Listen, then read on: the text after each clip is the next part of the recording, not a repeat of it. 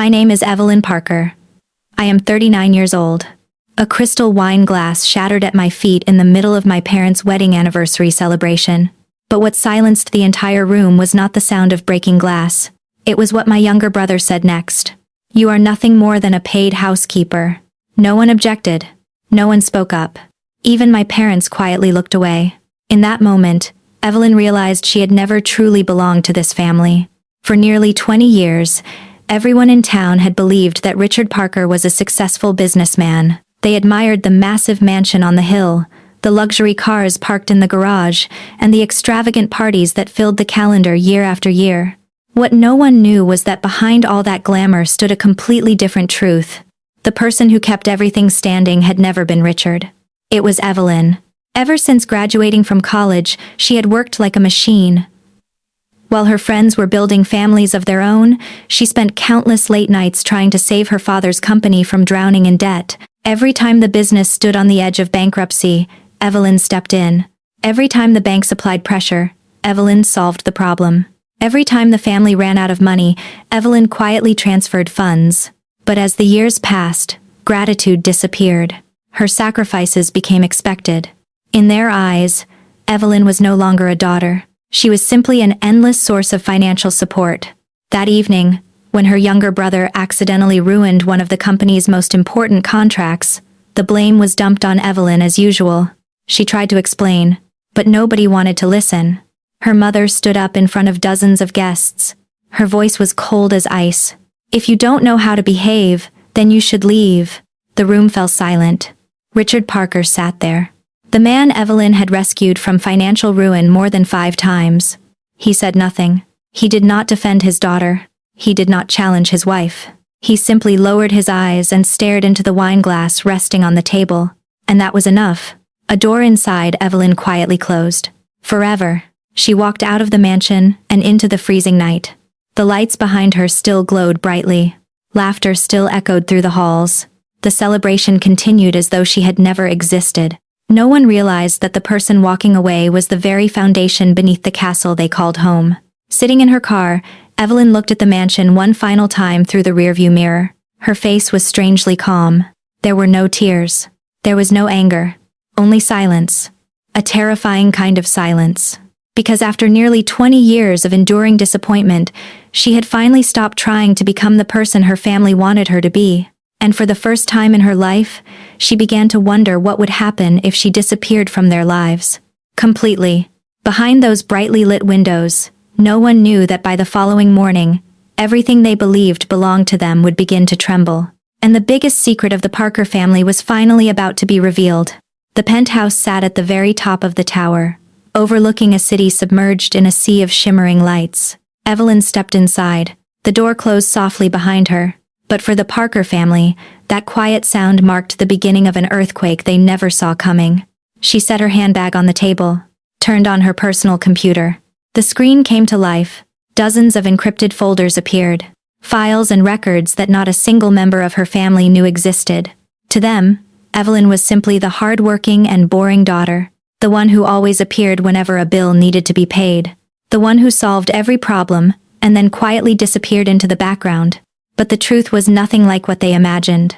For years, Evelyn had done more than save the family business. She had slowly taken ownership of it.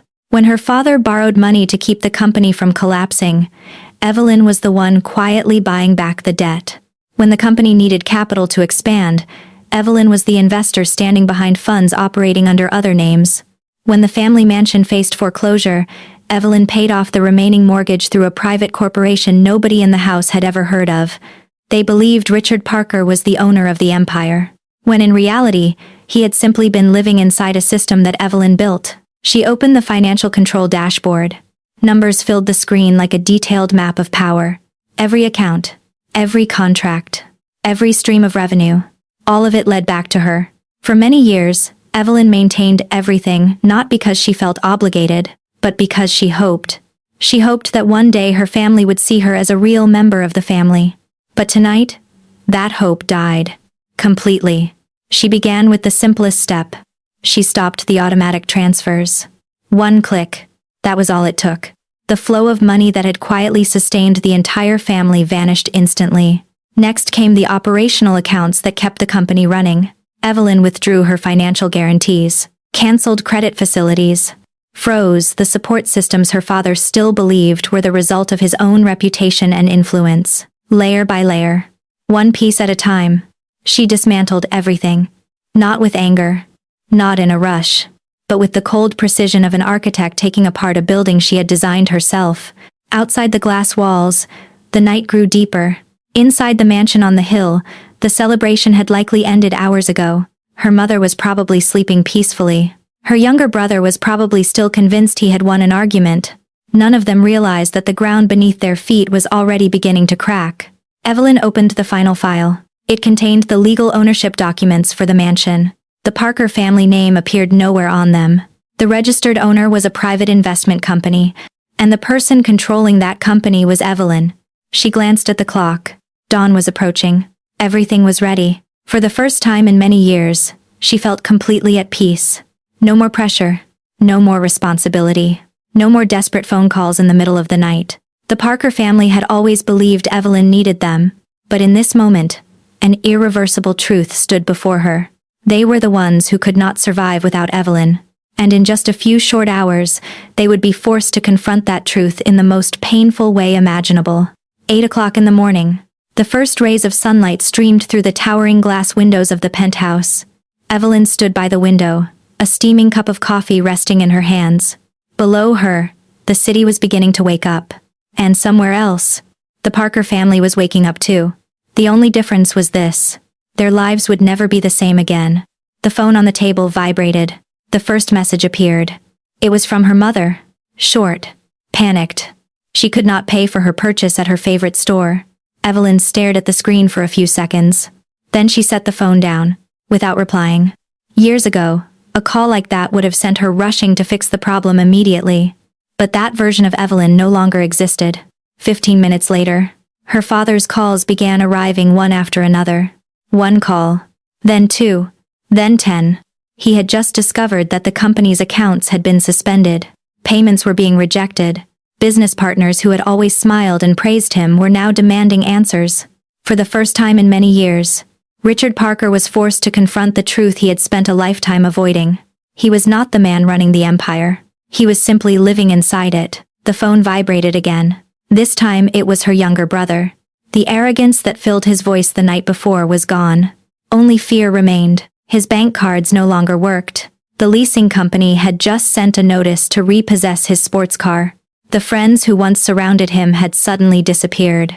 Everything was falling apart far faster than he ever imagined. Evelyn quietly deleted each message. Not out of hatred, but because she had finally learned something important.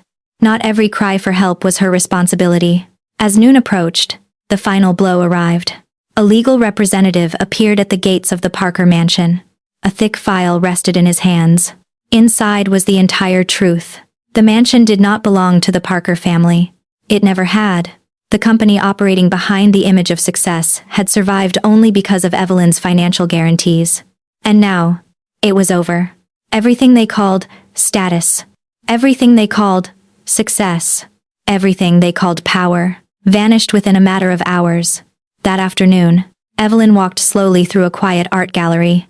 No phone calls, no pressure, no responsibility. For the first time in nearly 20 years, she felt genuine peace.